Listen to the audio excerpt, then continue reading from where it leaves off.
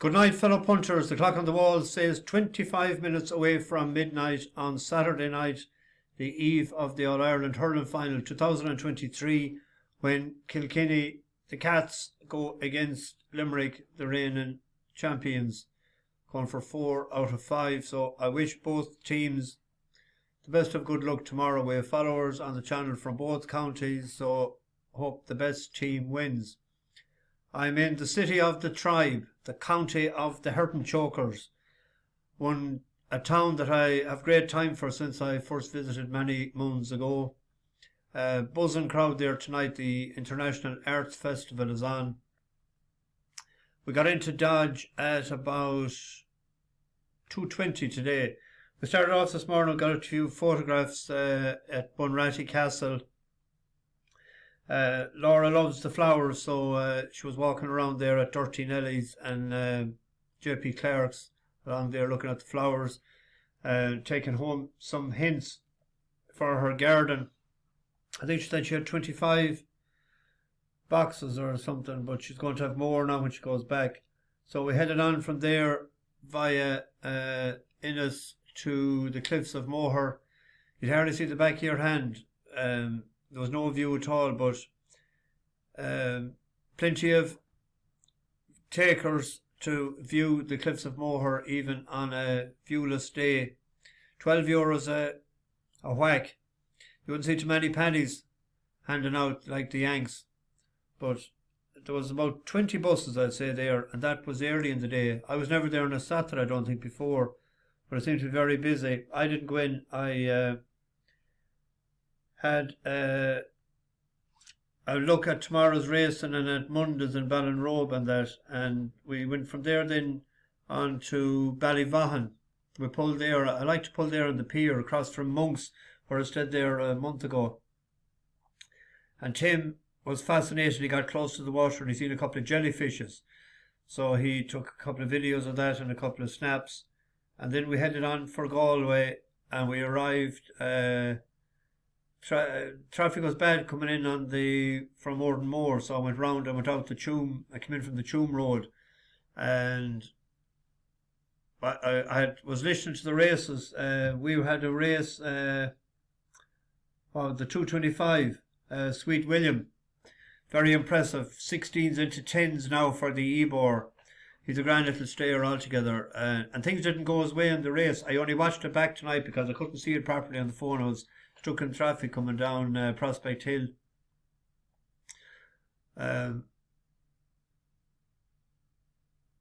was I going to say? Mind has gone blank. One of those nights. But oh yeah, he was carried wide, and he's a great engine. We'll get him again as well. And I didn't back him, and I meant to, but before the off today for the Ebor, he was 16s. But we'll see whether he goes or not. And then in the 235, I was only listening to it, and I heard him saying that Strike Red was out the back, but I knew he was well drawn. Finished well. A grand winner. Missed the 12s last night. Got 10s and 9s this morning. All right.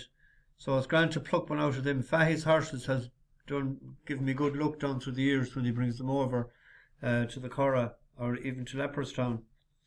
And then the ground sort of went against Lord Detan.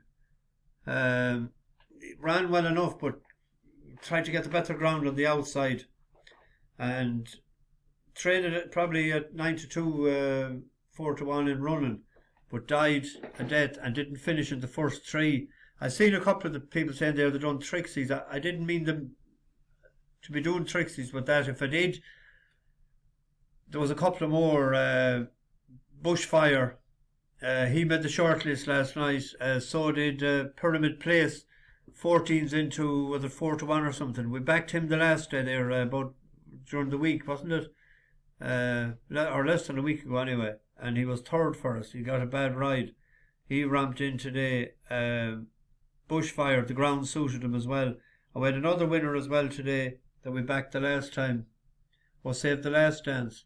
He traded at 1,000 to 1, the maximum 999 to 1 and running, I've seen. While I forget it, before I forget it, happy 60th birthday to Martin Dixon. I didn't see that last night in time. His son left a message, and they were going to Doncaster races today, so I hope they had a profitable day. Happy birthday, Martin. It was buzzing in Galway there this evening. I brought, we had the feed in the Pucon across the road. Great feed altogether. One of the best feeds I had in a long time. There's a fella saying to me there on the phone today, he said, "You're always talking about food." I said, "Yeah, but sure, I love it. You have to eat, don't you?" So I had chicken for a change and parsley sauce with it, mashed potatoes, vegetables, and I went for the deadly dessert afterwards, the all reliable the apple tart and cream. Couldn't get custard with it. They said they don't have any custard in Galway. So that's should be put on the list for me for again. I a couple of pints there tonight. I was in McGettigan's. I thought I was supposed to meet a hurting choker, but he didn't show up. But we'll probably hear from him again. And there was a guy setting up music, and they couldn't.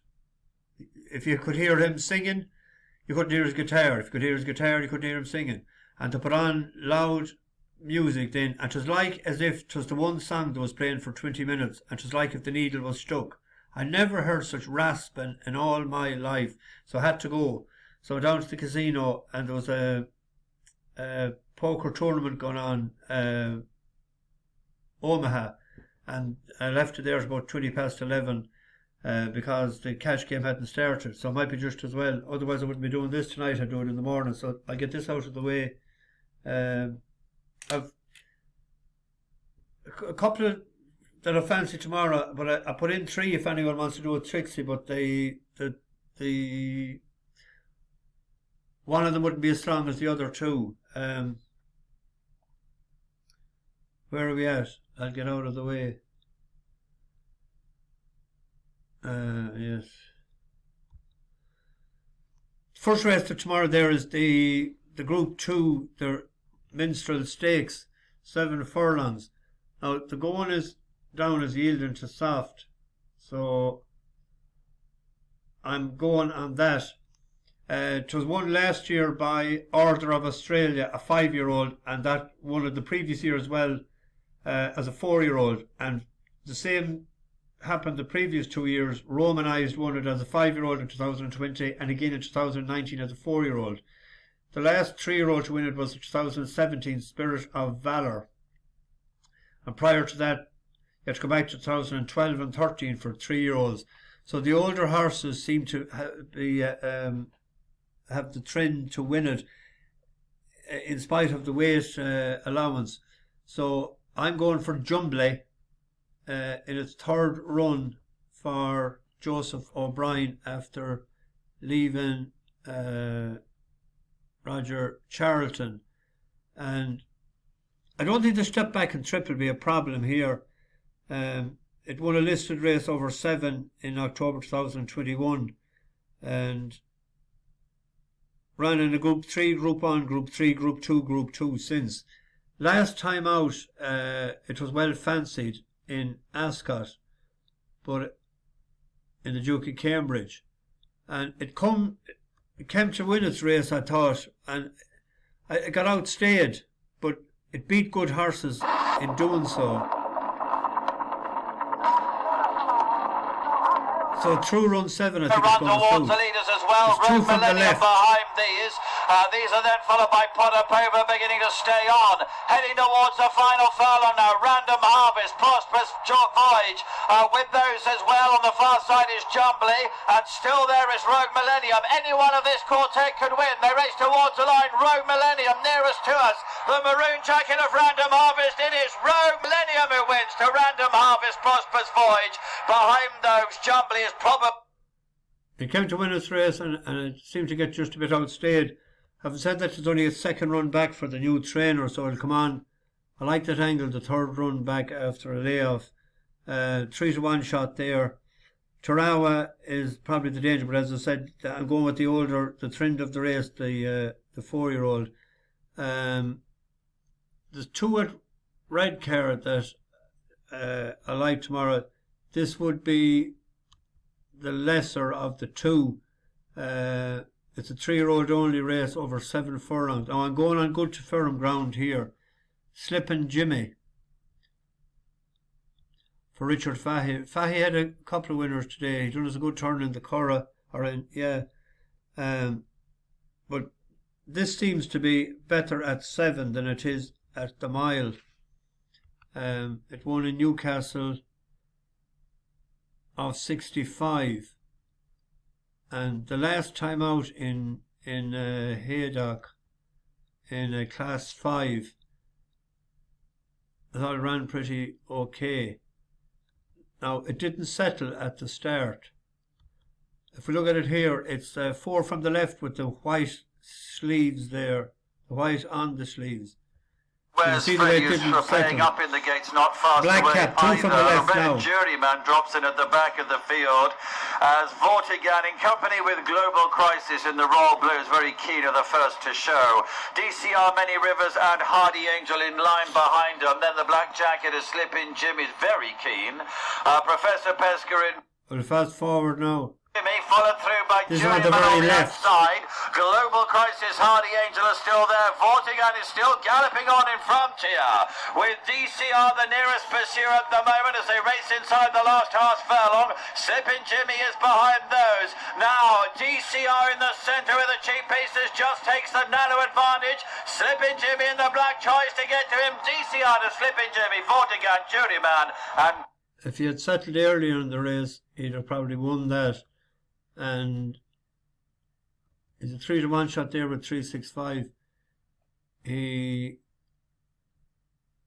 went up £1 for that, but he's won over 65 before, so he's only £2 higher. Now that'll be the weakest of the 3. The strongest of the 3, I think, tomorrow is in the 4:15. It's 5 towns for Willie Haggis. He's batting nearly 24% there in the last 14 days. Again, a horse, I think that is better at 7 than it is at 8. But it ran into one the last time. It ran a good race in Haydock. It's in the yellow and orange colours there, and it's second. And it's coming to the 2 furlong pole at this point. Fanfare in second spot. 5 Towns slipstreaming the leader and travels well. Then came on the outside Scotch Mistress, who's gone past Alice Nivert. A late keeping on. Then Quantum Light, Bint Eldar and Chorus line behind those, but Quick Change, the one to catch approaching the final furlong. Out in pursuit is 5 Towns. These two clear of Alade and Bint Eldar. Quick Change still there by over a length. 5 Towns trying to run her down. Half a furlong to go. Bint Eldar's back in third. Quick Change though finding plenty on the front end, and Quick Change driven out. Beat 5. I was thinking at the time there, why didn't it go past? But if you look at the form of the horse that beat it, Quick Change. 1 second now, bear with me. It was given it £1. The next time out, that went to Deauville in a listed race and was third, beaten only 3/4 of a length in a 30k race. So it ran into one and it went up £7, or put up £7 by the handicapper there at that time. So that'll be one if it's back to 7 furlongs. I wouldn't have a problem with tomorrow. That'll be sort of me fancy of the day tomorrow, really. There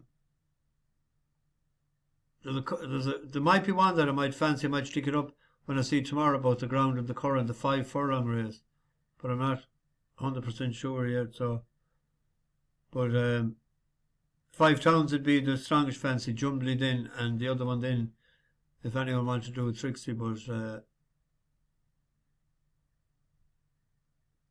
Anyway, we have a delayed breakfast in the morning. We're not having the breakfast until 9 o'clock. So we're going to drive out to Salt Hill then.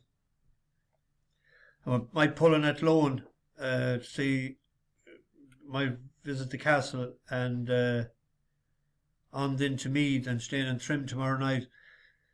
So I have to have them at the airport on Monday morning for 8 o'clock.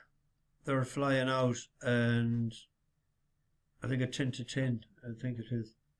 So I'll be home then before lunchtime, hopefully on Monday. Might go to Ballinrobe yet on Monday evening, depending on how I'm feeling. So we'll see. Anyway,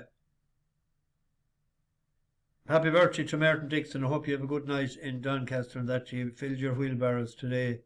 And one of the days when I get a chance next week, I'll get back to newcomers on the bus.